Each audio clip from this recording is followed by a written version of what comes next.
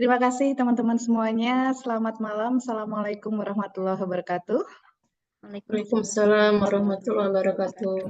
Senang banget malam hari ini kita bisa kumpul lagi nobar, dan kali ini nobarnya spesial karena film yang dibikin oleh Mbak Amelia Hapsari yang langsung hadir di sini ya. Aduh, senang banget deh. Nah, kita akan diskusi 10 menit dalam 1 jam ke depan, dan nanti proses nobar bareng ini akan dimoderatori oleh Teh Dian, di mana Teh Dian ini adalah ketua dari Ibu Pembaharu yang akan memandu teman-teman semuanya, sehingga mungkin ini akan menjadi awalan kita membuka layar-layar pembaharu ya, yang akan nanti dipandu setahap demi setahap di Ibu Pembaharu. Oke, saya serahkan kepada Teh Dian. Silahkan Teh Dian. Terima kasih Ibu. Selamat malam Mbak Amel. Halo Teh Dian, senang sekali ketemu lagi. Terima kasih ya. Selamat datang juga, selamat malam untuk teman-teman dari Ibu Pembaharu, dari para undangan Ibu Pembaharu, karena ini spesial sesuai dengan tema nobar kita malam ini. Saya juga menyapa dengan beragam bahasa. Selamat pagi, selamat malam gitu ya. Wilujeng wengi. Hayo tajahao. Amel Cece. Huanying nih Cai Ibu Pembaharu Te Jengsu. Mudah-mudahan Mbak Amel mengerti ya. Saya sudah persiapannya all out nih Mbak Amel, sampai warnanya pun warna merah. Mantap, senang sekali ya ampun. By the way, Ibu Septi itu di Amerika ya? Enggak Mbak, yang di Amerika 4 tahun yang lalu itu adalah posting 4 tahun yang lalu. Ara aja yang hari ini di Amerika. Oke. Ibu Septi Junior yang sedang di Amerika ya. Iya. Oke, baik, terima kasih Mbak Amel. Wah, nanti siap-siap nih Mbak Amel, dari teman-teman nanti akan bertanya sama Mbak Amel, soalnya wow, saya yakin sebelum teman-teman menyimak atau nonton film ini, yang pertama pasti memicu rasa penasaran teman-teman ini adalah film singkat 10 menit. Emang bisa gitu ya. Nah, dan kita merasa terhormat sekali ya. Kita adalah, mudah-mudahan saya betul, ini adalah pemutaran kedua setelah premier ya Mbak Amel. Betul banget. Saya langsung terharu banget, Bu Septi langsung organize. Saya wow, kok ini banget gercep, dan kemudian juga memperhatikan gitu ya isu-isu yang seperti ini. Jadi saya berterima kasih kepada Ibu Pembaharu semua, Ibu profesional. Senang sekali saya merasa ada di rumah di sini. Ya, terima kasih, karena memang semangat Ibu Pembaharu ya, membawa semangat inklusivitas. Saya harap di sini juga ada Mbak Hilda, ada program inovasi lainnya dari Ibu profesional adalah Ibu inklusif. Lalu juga ini adalah salah satu, saya menyampaikan kepada teman-teman Ibu Pembaharu dan juga para undangan ya, bahwa ini adalah salah satu langkah nyata bahwa seorang change maker itu tidak bisa berjalan sendiri, ya, saling support gitu ya. Tidak mungkin seorang change maker jalan sendiri, sukses sendiri. Dan saya harap justru film yang singkat 10 menit, teman-teman ya, mengerjakan bersih-bersih di dapur aja lebih dari 10 menit. Nah, ini adalah film yang saya sangat harap sekali akan menginspirasi teman-teman, produktivitas teman-teman terpicu bahwa 10 menit itu berdampak. Cek poin besok malam main PS. Cek poin siapa? Mohon di mute ya Mbak. Iya. Saya mute semuanya ya. Sebentar, sebelum saya mulai semuanya saya akan mute dulu. Baik, sudah termute. Baik. Demikian pembukaan dari saya. Terima kasih sekali lagi Mbak Amel. Teman-teman bersiap ya. Kita menyaksikan 10 menit saja sambil nanti diingat-ingat 10 menit ini biasanya kita bisa apa sih gitu. Lihat ya, produknya Mbak Amel 10 menit akan berdampak gitu ya. Oke, terima kasih. Yuk kita menyimak film Acung Memilih untuk Bicara.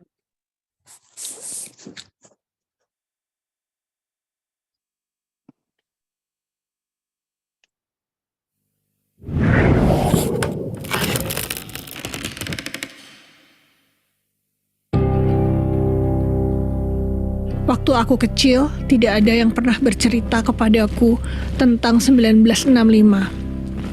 Aku tahu tentang 65 dari drama pemberontakan G30 SPKI di televisi dan buku sejarah di sekolah. Katanya kita itu, etnis Tionghoa, itu minoritas. Jadi lebih baik menerima. Aku pikir juga begitu. Lebih baik menerima. Sampai aku bertemu Acung.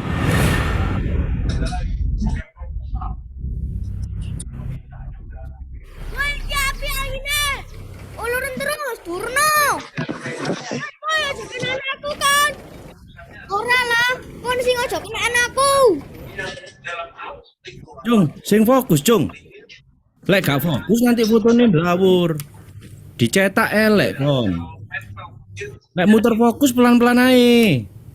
Nah, mlayu iku fokusmu, Cung. Cung, dorong mari cetak iki.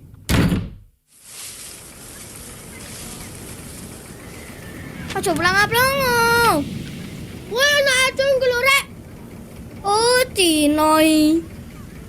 Sing men babi.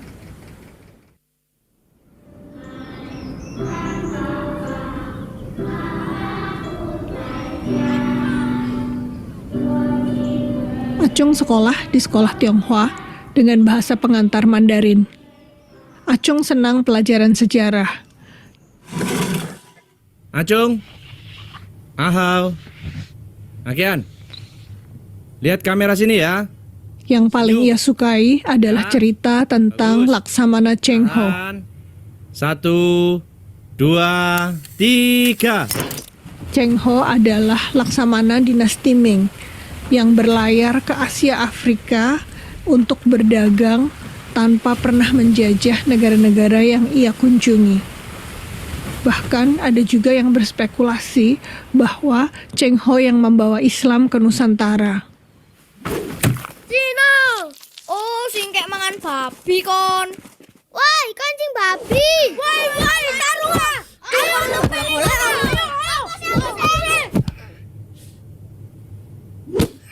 Kita itu minoritas, Cung. Gak usah pakai protes. Terima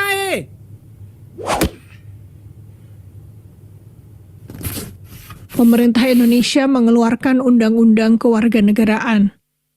Semua warga Tionghoa harus memilih menjadi warga negara Indonesia atau Tiongkok. Ayah Acung memilih menjadi WNI. Acung harus pindah dari sekolah Tionghoa ke sekolah negeri.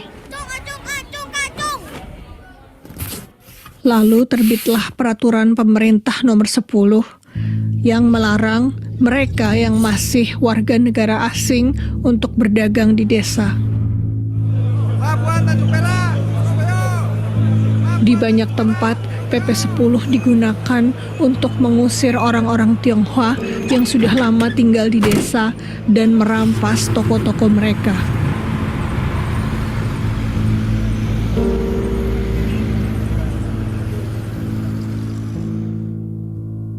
Pak, aku mau pindah ke sekolah Tionghoa lagi. Aku nggak mau ikut papa jadi WNI. Cung, balik ning Cino ae. Pada tanggal 30 September 1965, Partai Komunis Indonesia dianggap telah melakukan pengambil alihan kekuasaan. Sejak itu, Partai Komunis Indonesia ditetapkan sebagai partai terlarang. Orang-orang yang dituduh komunis bisa ditangkap atau bahkan dibunuh.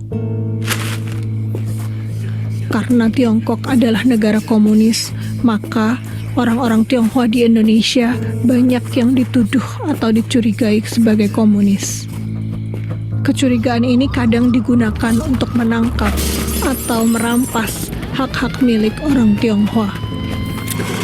Di tahun 1967, timbul rumor bahwa toko-toko milik warga Tionghoa di Pasuruan akan dirampas dengan paksa. Para pemilik toko dan orang-orang yang bersimpati beraksi dengan berdiri di toko-toko itu, sehingga toko mereka tidak bisa dirampas. Acung juga ada di sana. Di hari itu, petugas datang dengan membawa massa. Kata Acung, orang-orang itu bukan dari warga di situ.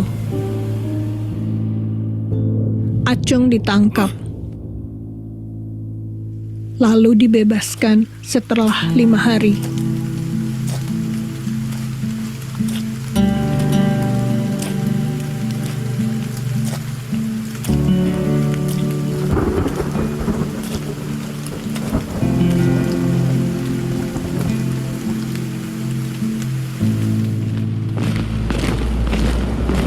Di tahun berikutnya, Acung ditangkap lagi.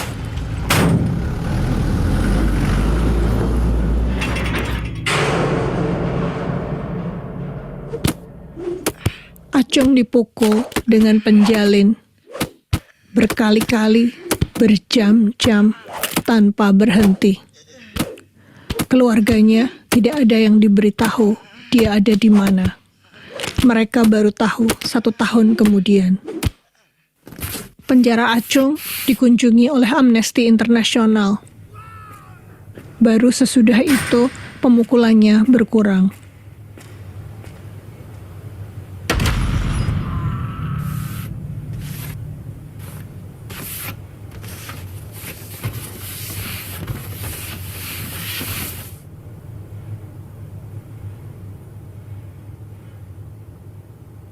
Ayahnya meninggal sebelum Acung keluar dari penjara.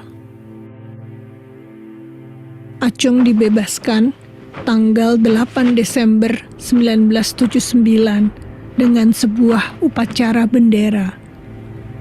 Meskipun bebas dari penjara, Acung tidak pernah bebas. Ia harus lapor setiap bulan dan tidak boleh ikut kegiatan apapun yang dianggap melawan pemerintah. Sesudah keluar dari penjara, mantan tahanan politik seperti Acung bekerja sebisanya. Acung berumur 32 tahun. Dia belum pernah bekerja, belum pernah menjalin cinta. Dia tidak mungkin terus tinggal di Pasuruan.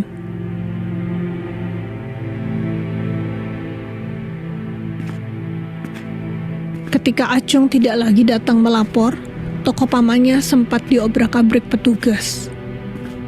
Tapi paling tidak, Acung tidak lagi dalam bungkaman dan tekanan. Setelah aku bertemu Acung dan mencatat kisahnya, aku juga tidak tahu sekarang Acung ada di mana. Orang bertanya kepadaku, kenapa cerita Acung masih harus diceritakan? Apa pentingnya? 65 kan sudah lama. Bukan. Cerita ini bukan cuma tentang Acung. Juga bukan cuma tentang 500.000 orang yang dipenjarakan atau dihilangkan karena tuduhan gerakan komunisme di Indonesia. Bukan.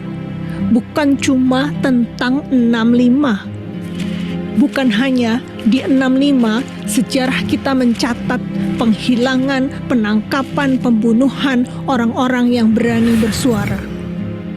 Keadilan akan kalah kalau kita takut. Tapi keadilan akan selalu punya harapan kalau kita bersuara.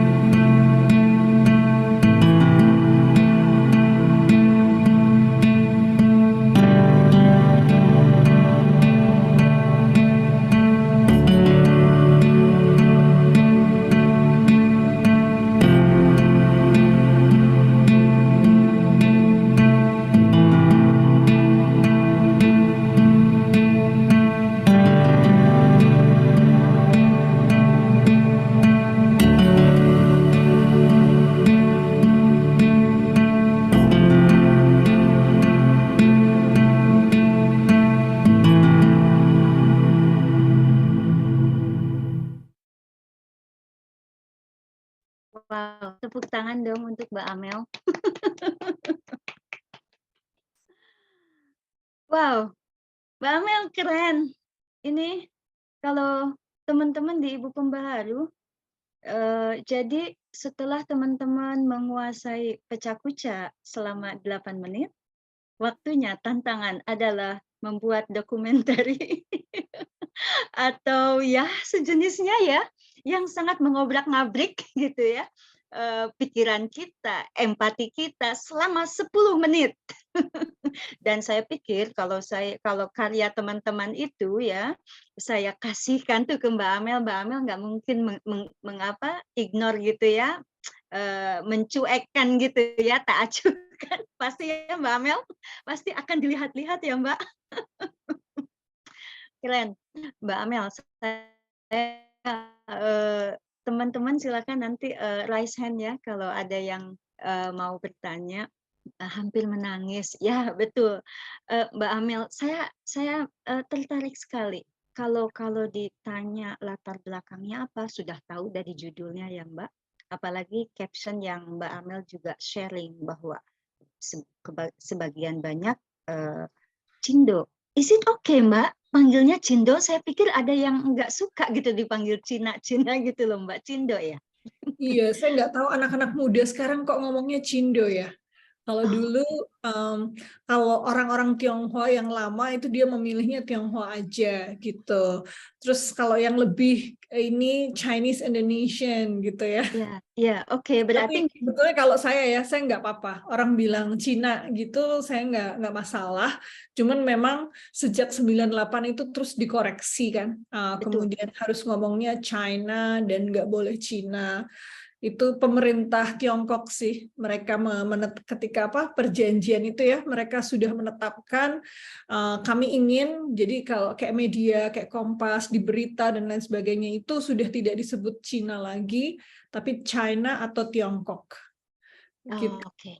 Jadi buat Mbak Amel oke ya, saya memastikan dulu nih panggilannya Cindo gitu ya. Jadi Nggak untuk di malam ini kita panggilnya Cindo ya Mbak. Soalnya saya tinggal di Singapura, justru orang-orang Chinese di sini ketika berbicara Melayu atau bahasa, bahkan mereka bilangnya, karena kan sudah tidak rahasia umum ya dengan Singlish itu ya, bahwa Singlish itu sebetulnya campuran antara Melayu, Hokkien, Mandarin gitu ya. Nah, jadi mereka gua Cina gitu. Mereka malah lebih suka. Dan ketika mereka Tiongkok misalnya, outdated sekali sih bilangnya Tiongkok gitu. Malah kayak gitu. Jadi oke. Nah, Mbak, latar belakang dari mengangkat atau membuat film ini apa, Mbak? Apakah maksudnya membawa pesan bahwa jangan lupakan sejarah? Wahai Cindo, terutama yang generasi sekarang gitu loh. Sekarang tuh kamu enak-enak loh gitu ya. Zaman dulu itu gimana gitu kelamnya etnis Tionghoa di Indonesia? Apakah bermaksud demikian atau intimidasi ini masih terasa di zaman yang modern ini? Karena setiap orang pasti akan memiliki perspektif berbeda ya Mbak, terutama sebagai minoritas dan mayoritas. Silakan Mbak. Iya, saya membuat film ini ada banyak alasannya. Yang pertama itu pastinya diajak teman. Diajak teman ya, alasan kayak anak kecil banget. Tapi ya ada teman baik saya itu Mandy Marahimin yang juga merupakan eksekutif produser, dia yang mengajak, kemudian mengajak dengan ada pendanaannya ya. Betul. Terus pas saya memang memiliki cerita-cerita yang belum saya ceritakan, orang-orang yang saya temui ketika saya bekerja di Beijing, saya dulu pernah bekerja sebagai penyiar radio di China Radio International. Wow. Dan disitulah saya bertemu dengan karakter-karakter orang-orang ini, gitu. Jadi orang-orang yang meninggalkan Indonesia dengan berbagai macam alasan. gitu. Dan orang-orang ini tuh membukakan mata saya terhadap realitas orang Tionghoa yang atau Cindo yang saya nggak pernah temui gitu. Misalnya nih ya, ada bapak-bapak dia itu anak tuan tanah di Bali. Jadi dia anak orang kaya sekali, di Bali tanahnya luas gitu. Chinese Indonesian, dia meninggalkan keluarganya karena dia bilang bahwa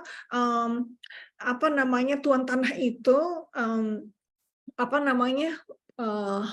bukan sebuah dia nggak mau meneruskan legasi keluarganya itu karena bagi dia itu yang harus dibela itu kaum buruh gitu misalnya ya, dan bagi dia dia nggak mau ngikutin itu, dia mau membela ya itu orang-orang kaum buruh, kaum petani yang nggak punya apa-apa gitu. Jadi dia ikut gerakan komunisme kayak gitu. Dan dia kembali ke Tiongkok karena dia pikir dia orang Cina gitu. Jadi dia ke sana gitu. Nah, memang pada akhirnya gerakan komunisme itu tidak seindah yang dia bayangkan waktu dia masih di Indonesia.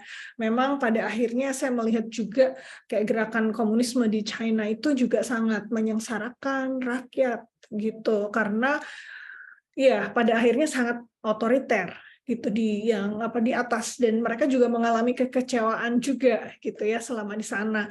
Jadi tidak ada yang hitam putih, semuanya itu tergantung dari mana kita melihatnya. Terus saya bertemu dengan ya itu juga dokter gitu ya, anaknya dokter sudah punya dokter utama di Surabaya itu juga meninggalkan itu karena merasa bahwa pada saat itu dia kan dulunya dokter yang sangat memperjuangkan kemerdekaan Indonesia gitu ya, dia nggak mau ikut ke Belanda, nggak mau, meskipun sekolah di Belanda dan lain sebagainya, dia nggak mau membela Belanda gitu, tapi membela kemerdekaan Indonesia. Terus dia tuh merasa kecewa gitu karena di awal kemerdekaan itu banyak terjadi korupsi dan banyak terjadi hal-hal yang menurut dia, loh aku kan memperjuangkan kemerdekaan ini untuk kesetaraan gini-gini, kok malah orang-orang yang di atas kok seperti ini gitu. Jadi itu juga dia ikut gerakan komunisme gitu. Saya tuh sampai ya meskipun mereka juga pada akhirnya terdiskriminasi di sana, tapi saya menemukan orang-orang ini, terus saya yang merasa, loh kemana sih, kenapa kok orang-orang Tionghoa yang di sekitar saya kok nggak kayak mereka sih gitu. Nah pelan-pelan ya mulai dari membaca buku dan lain sebagainya, saya baru tahu bahwa mereka yang demikian itu sudah didiskriminasi dengan sangat parah ketika Indonesia membasmi gerakan komunisme, sehingga sudah nggak ada lagi yang mau ikut-ikutan seperti itu. Bahkan semua orang-orang yang dulunya memiliki semangat-semangat itu, semangat-semangat pro rakyat, pro petani, pro buruh, akhirnya mereka berganti haluan menjadi pedagang dan lain sebagainya. Akhirnya semua ke bisnis kan, karena jalur-jalur menjadi pegawai negeri dan lain sebagainya itu ditutup. Terus saya juga mendapati bahwa di zaman dulu itu orang Tionghoa itu berperan di berbagai macam lini gitu, mulai dari penyanyi, penulis, sastrawan, guru, banyak banget orang Tionghoanya. Nah, kemudian sesudah 65 itu merupakan titik balik kehancuran ya bagi saya, itu aktivisme Tionghoa dan juga intelektualisme Tionghoa. Nah, yang boleh hidup dan boleh ada hanya yang kemudian pro Soeharto pada saat itu. Sehingga bagi saya ini sebuah pelajaran sejarah yang menurut saya penting untuk diceritakan, karena supaya kita menyadari bahwa jangan lagi gitu, karena ketika kita ketika kita bersifat inklusif, sebetulnya banyak hal bisa tumbuh di situ, bisa tumbuh bersama, kita bisa tumbuh bersama, kita tidak usah saling mencurigai, dan justru ada gitu orang-orang Tionghoa yang concern-nya di mana-mana gitu, tidak hanya di bidang di bisnis saja gitu. Dan saya juga berharap cara-cara ini yang bagi saya tidak boleh diulangi lagi, cara-cara intimidasi, penyebarluasan ketakutan, kebencian yang dampaknya sangat tidak adil pastinya. Nah, ini yang saya nggak mau, saya tidak ingin anak-anak saya akan tinggal hidup di Indonesia yang mungkin terulang lagi hal-hal semacam ini. Makanya saya membuat film ini untuk bilang bahwa kita harus bersuara bersama-sama, apalagi ini mau dekat pemilu, kayak gitu. Biasanya politik identitas dimainkan di situ, bahwa kita nggak boleh pilih yang beda, kita nggak boleh sentimen-sentimen itu yang menggunakan lagi identitas sering dimainkan. Makanya saya mikir, ayo kita yuk bareng-bareng kita menolak, kita jangan mau lagi dikotak-kotakan dan dipisahkan satu sama lain. Baik, terima kasih Mbak Amel. Ini tadi saya menarik ya yang disampaikan Mbak Amel. Ini ada hubungannya juga dengan closing dari filmnya itu ya, keadilan akan hadir bila kita bersuara. Nah, saya menarik ke barusan salah satu latar belakangnya yang Mbak Amel sampaikan, bahwa ada loh etnis Tionghoa yang merupakan aktivis, kemudian intelektual, berperan di berbagai bidang seperti itu. Tetapi mungkin disederhanakannya ya, para aktivis dan intelektual yang ingin mendirikan keadilan bagi seluruh rakyat ini, keidealismean mereka itu justru mungkin ketika lihat di atas ternyata otoriter gitu ya, tidak hitam tidak putih, justru mungkin itu dibilang naif banget ya nih, kakek bapak, kakek buyut saya nih gitu. Jadi lebih baik, apalagi tahun 65 demikian, dibatasi ruang geraknya, difokuskan ke dalam bisnis atau ekonomi, akhirnya ya manut aja gitu. Jadi di situ akhirnya mungkin yang sering kita kenal tirani mayoritas, tirani minoritas, meskipun akhirnya ya namanya mayoritas tetap pengen dapat poin dong Mbak. Akhirnya dengan ada istilah tiraninya dilepas jadi dominasi mayoritas dan tirani minoritas. So apakah ini juga masuk dalam radar Mbak Amel ketika memproduksi ini gitu ya? Karena even though mereka minoritas, mereka punya kekuatan loh gitu loh.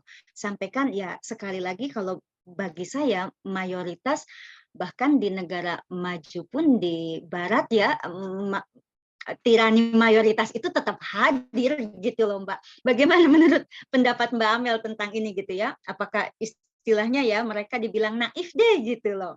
Babai idealisme gitu loh. Oh, maksudnya bye-bye idealisme kan kita mayoritas ya, kita gunakanlah gitu ya. Bukan, maksudnya ini ketika Mbak Amel ingin mengangkat film ini gitu kan, mengingatkan bahwa dulu itu peran etnis Tionghoa itu, mereka itu kan berpikir ingin memberikan keadilan, bahwa rakyat itu bisa semuanya gitu menikmati. Tetapi ketika mereka bergabung ke Partai Komunis, ternyata di atasnya otoriter, tidak seindah yang dibayangkan. Itu maksud saya, Mbak. Oh.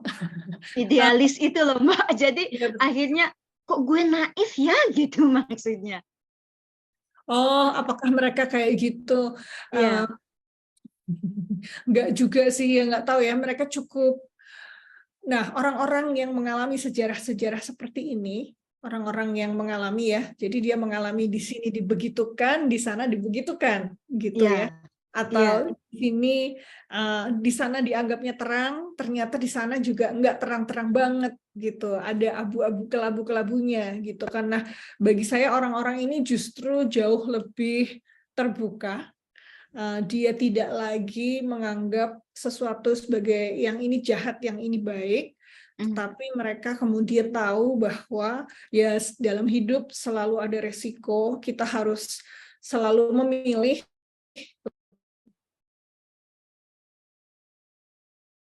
Saya hilang ya. Saya hilang.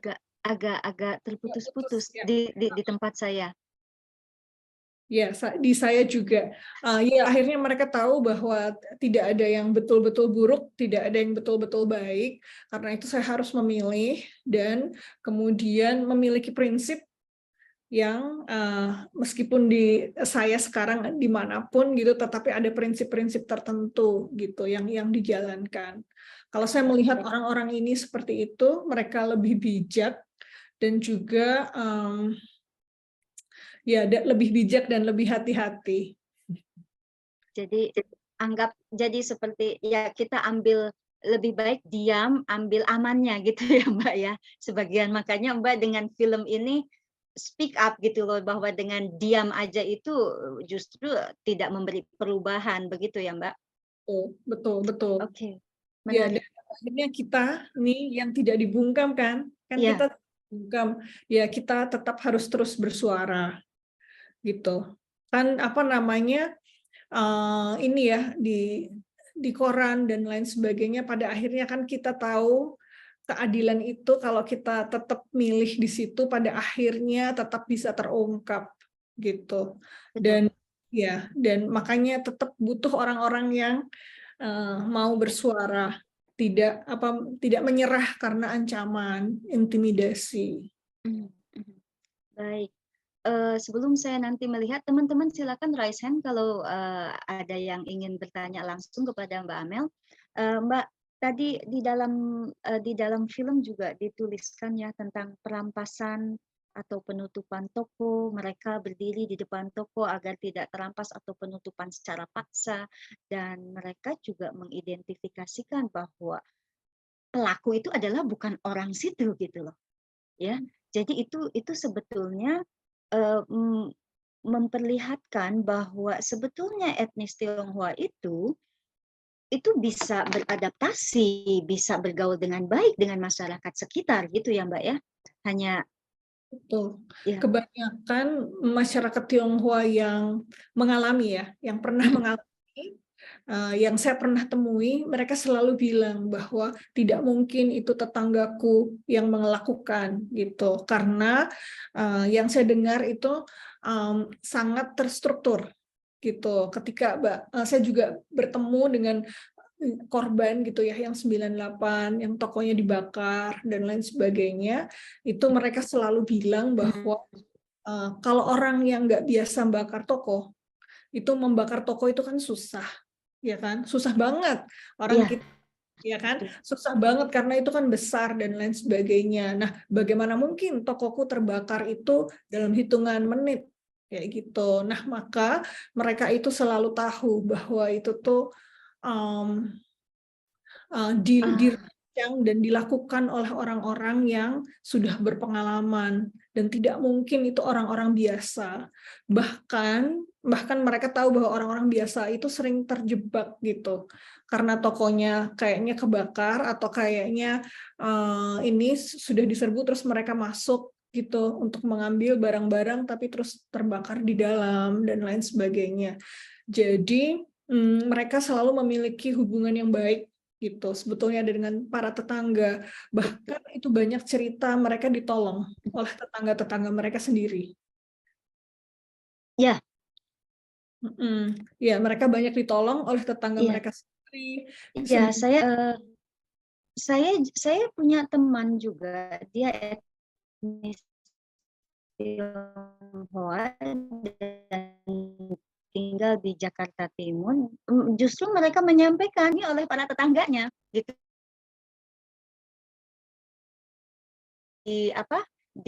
Dilindungi oleh para tetangganya. Jadi waktu 98 itu, kerusuhan 98, saya tuh pas sekali tinggalnya di dekat area area kampus Trisakti, Mbak.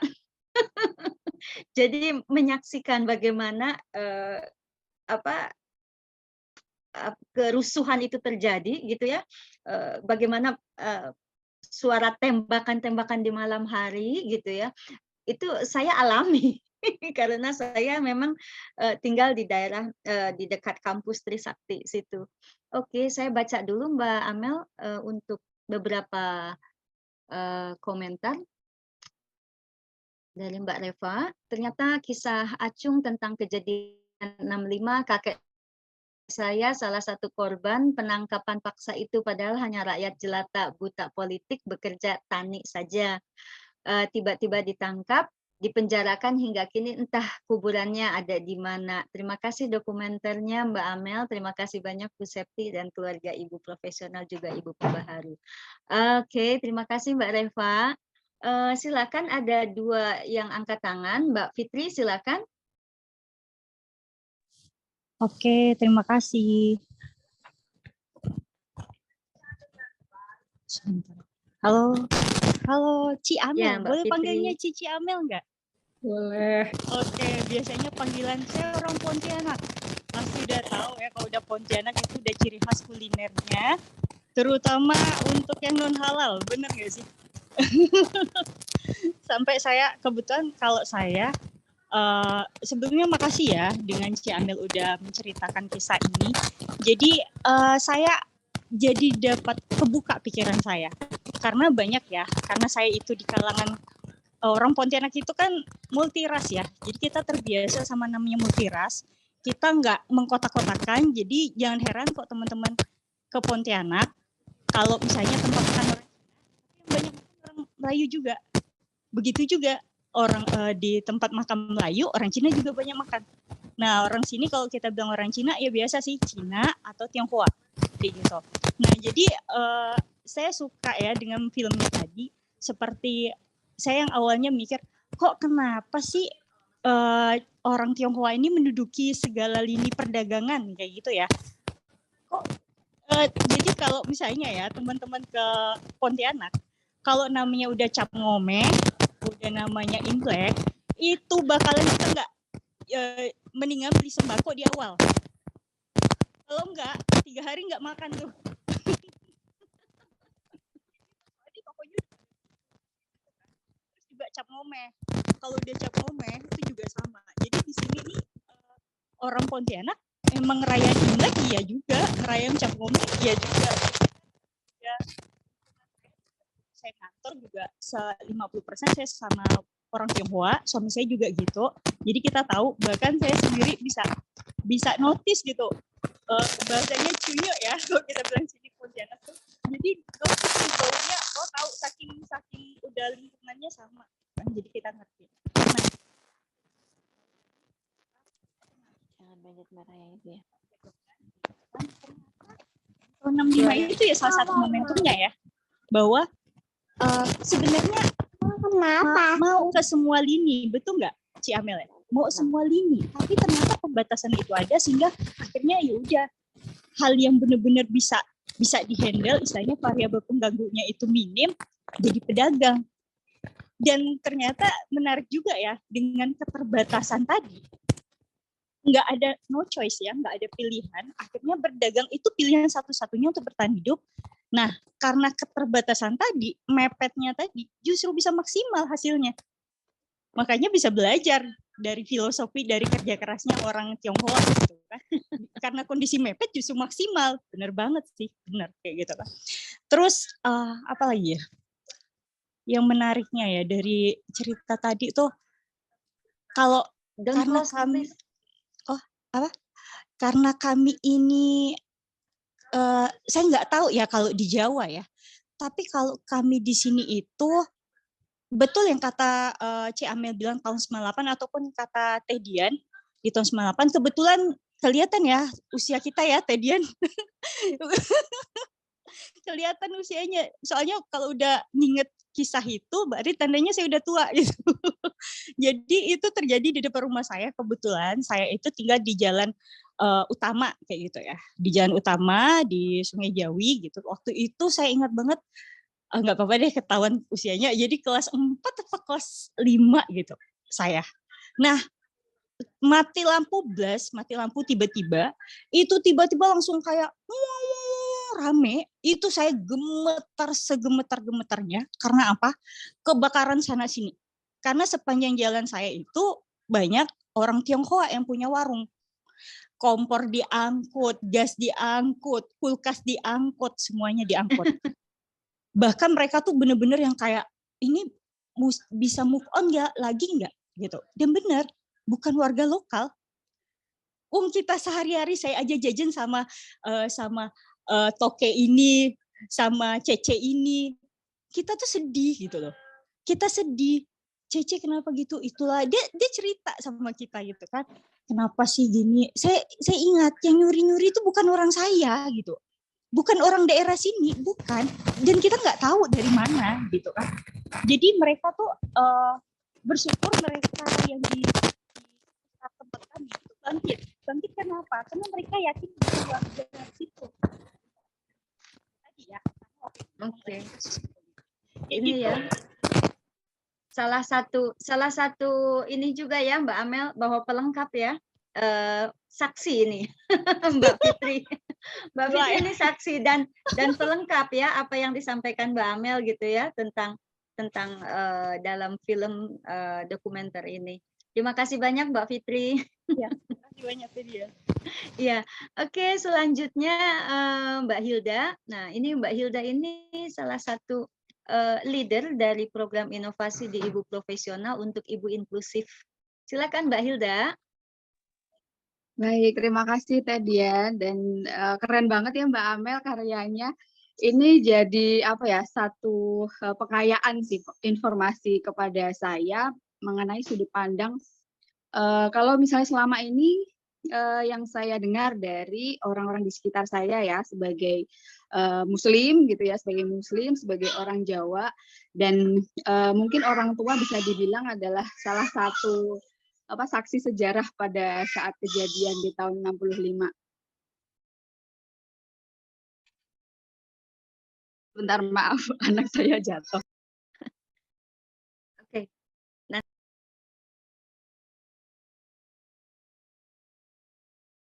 maaf masih di mute ternyata. Mbak Hilda sudah oke?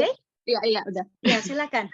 Iya, dan dengan melihat film dari Mbak Amel tadi menjadi apa ya? Ternyata yang mengalami satu pukulan besar pada saat kejadian itu bukan hanya kalangan Muslim, karena kalau misalnya dari cerita orang tua saya yang merupakan saksi sejarah yang melihat peristiwa pada saat itu ya, itu banyak Muslim yang terbunuh seperti itu. Terus kemudian dan mungkin yang disalahkan itu memang adalah dari kalangan Tionghoa ya, karena berafiliasi dengan ideologi komunis seperti itu.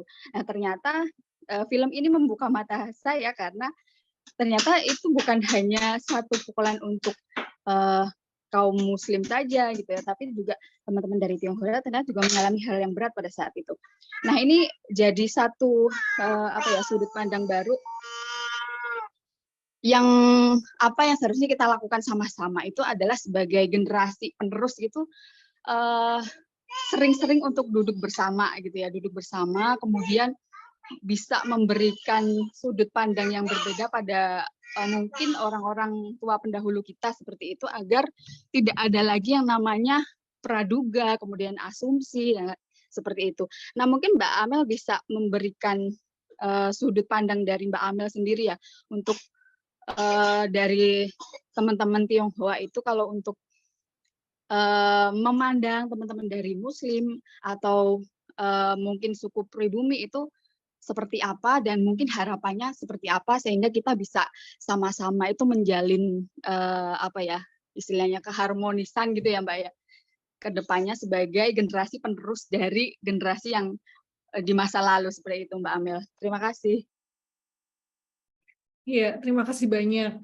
Nah, memang tahun-tahun itu ya, awal-awal kemerdekaan Indonesia, 50, 60 itu tahun-tahun yang katanya the years of living dangerously. Jadi tahun-tahun penuh bahaya.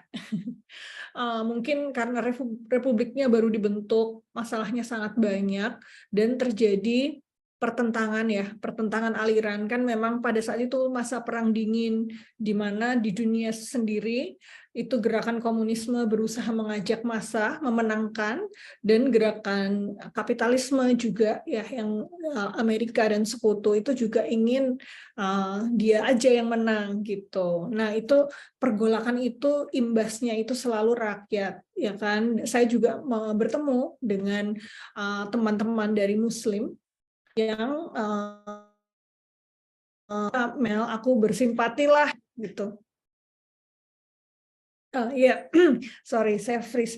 Dia bilang, Mel, saya bersimpatilah kalau kamu mau buat tentang 65. Tapi kamu harus tahu ya, di 65 itu, pada saat itu PKI itu juga sangat menindas kaum Muslim, gitu ya. Dan waktu itu kan PKI adalah partai besar ya.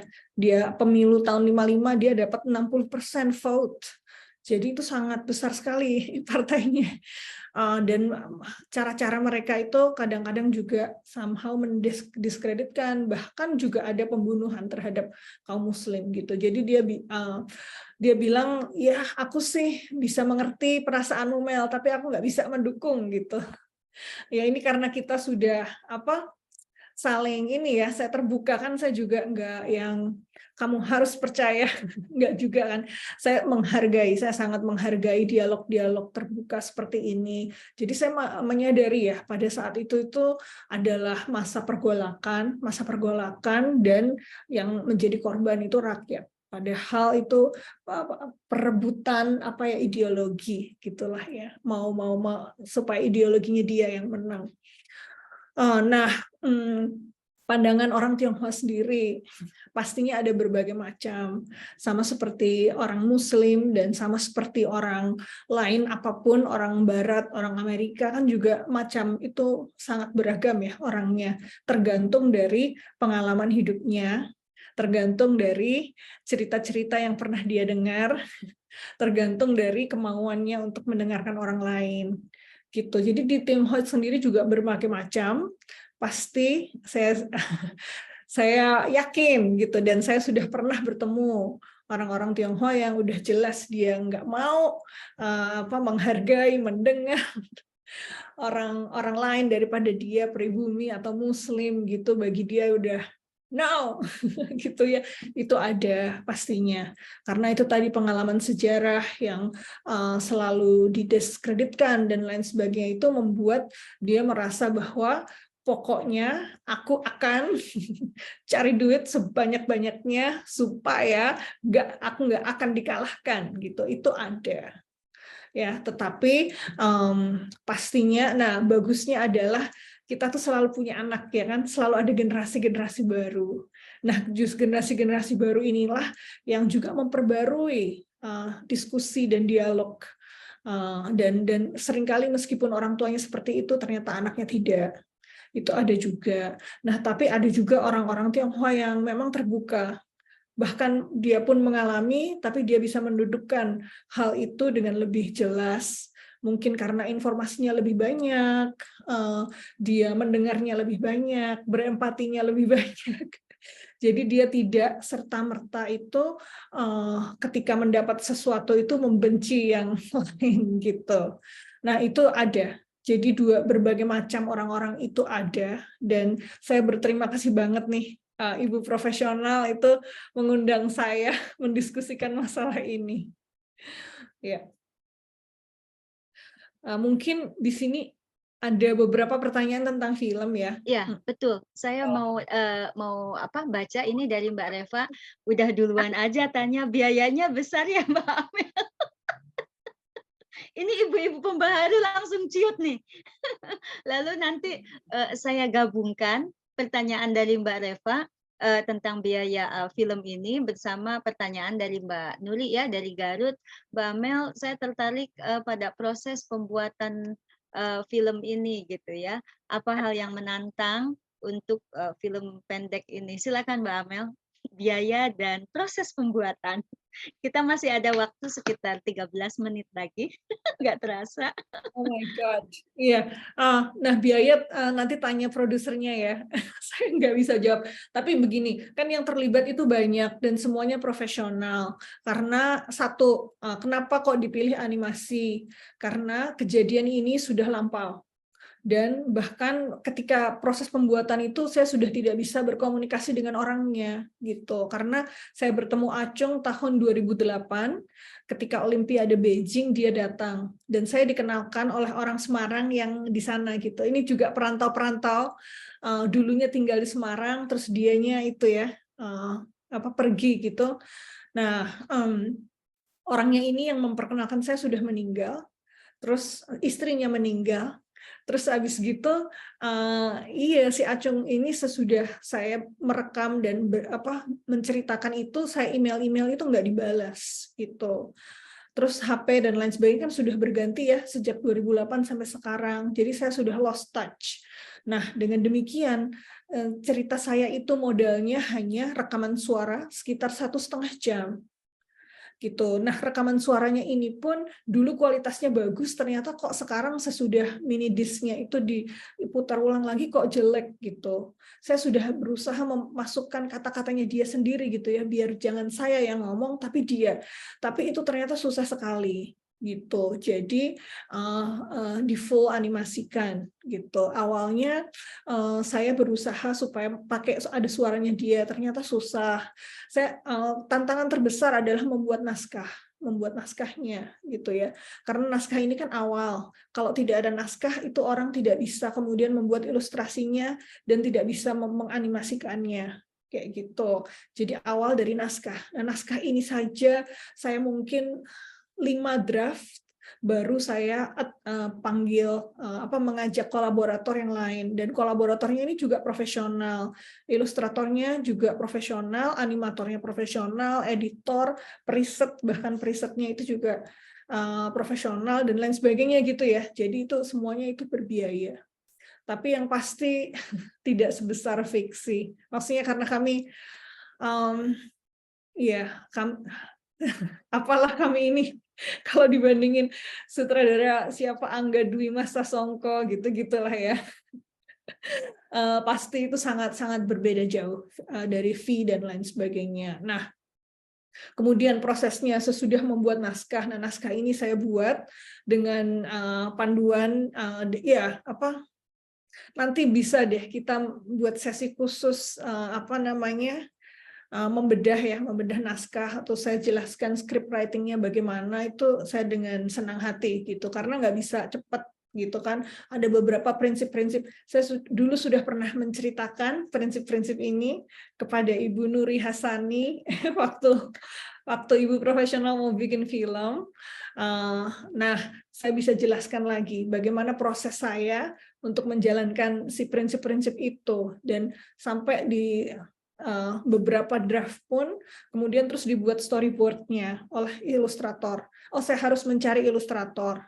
Ilustrator kan di Indonesia tuh banyak sekali. Sedangkan saya itu cuma kenal satu orang. Dulu ketika saya bikin film tentang Ahok itu juga ada animasinya.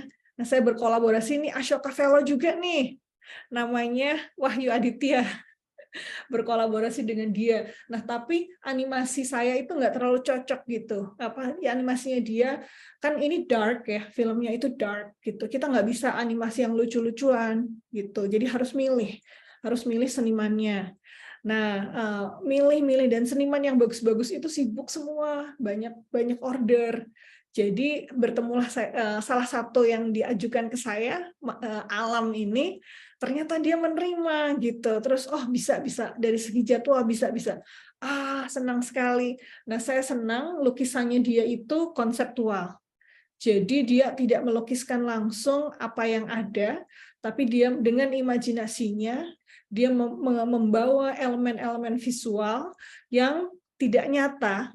Tapi ketika kita melihat gitu, kita mengimajinasikan hal tersebut gitu.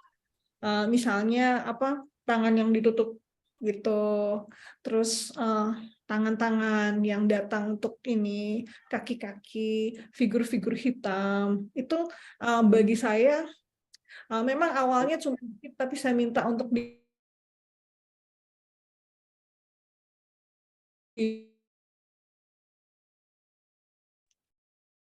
Di saya lagging, Mbak Amelnya, di tempat teman-teman bagaimana?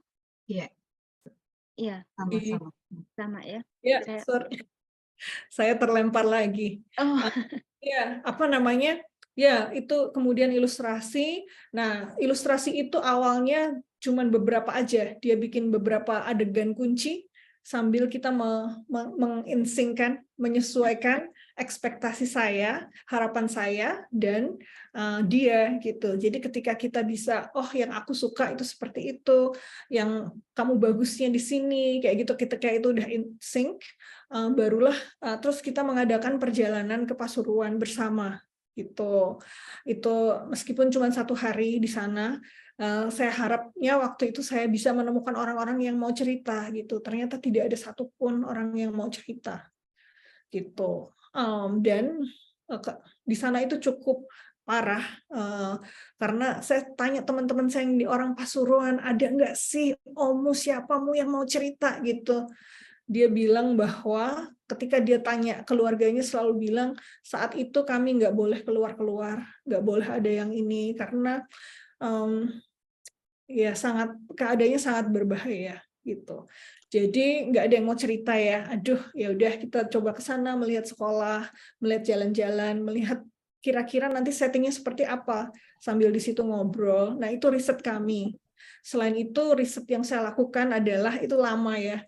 Jadi ketertarikan saya terhadap sejarah ini sudah mulai sejak saya kuliah gitu. Dan ketika saya di China mulai 2005 sampai 2009 itu saya terus membaca buku-buku, melihat tempat-tempat, terus habis itu bertemu dengan banyak orang itu yang membuat gambaran saya tentang masa itu gitu. Jadi nah, sedangkan ya terus habis gitu kami ada seorang periset yang meriset gambar-gambar visual-visual, foto-foto, terus kira-kira saat itu gimana keadaan sekolah Tionghoa, terus dan lain sebagainya. Fotografer itu seperti apa sih studio foto di zaman itu, gitu-gitu. Itu prosesnya, udah tinggal 4 menit lagi. Nah, sesudah dibuat storyboard-nya, itu berkali-kali revisi, kemudian baru dibuat animatik, yaitu, ya nanti saya tunjukkan seperti apa, dan sesudah itu baru dianimasikan. Ya, terus, oh iya yang menarik juga, kan kita harus cari aktor nih, yang berbahasa Jawa Timuran, gitu. Sedangkan saya kan orang Semarang ya, itu kan beda tuh bahasanya, gitu. Nah, kebetulan animatornya orang Malang.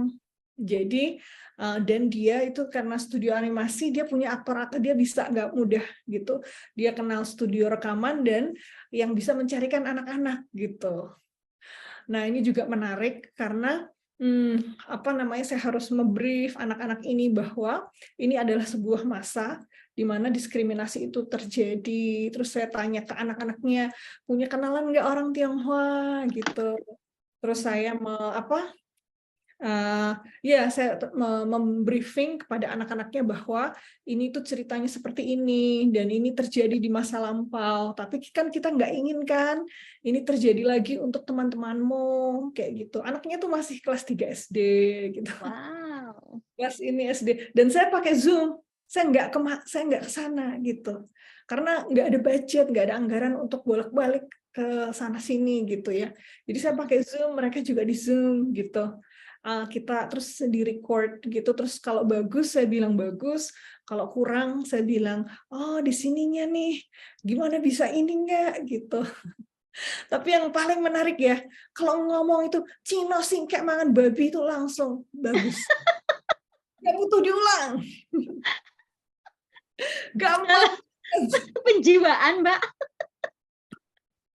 Saya singkek. Bagus. Terima kasih, Mbak.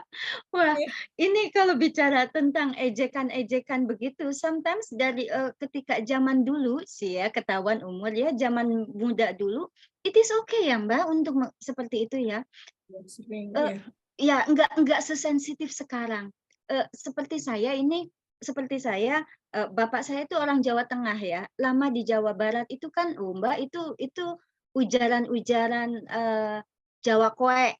Terus kata bapak, orang lain nggak apa-apa, tapi kamu jangan. Karena suatu saat kalau kamu pergi ke keluarga bapak kamu, tetangga-tetangga sana nanti juga membicarakan Sunda-Sundel gitu kan. Nah, mau Jawa, Jawa Koe, Sunda, Sunda, Sundel gitu kan, Padang, Padang Bengkok, mereka tidak marah. Oke, Mbak Amel, Setian tahu lah, betul nggak nih? Saya khawatir nih. tekanan-tekanannya tidak mengiyakan gitu ya. Bikin Mbak Amelnya juga nggak ngerti, saya sok pede bicara bahasa Mandarin, padahal Mbak Amel ketawa-ketawa tekanannya gitu loh, nggak tahu betul atau enggak. Waktunya sudah habis, tapi ada satu orang lagi yang raise hand. Is it okay, Mbak? Sudah 1 jam. Bos saya nih, saya ditunggu bos saya di. Nah, Yes. jadi mohon maaf Mbak yang sedang raise hand, silakan nanti di drop saja ke saya pertanyaannya, saya nanti akan hubungin Mbak Amel ya, dan terutama apa namanya, saya lupa tadi namanya. Terima kasih banyak Mbak Amel.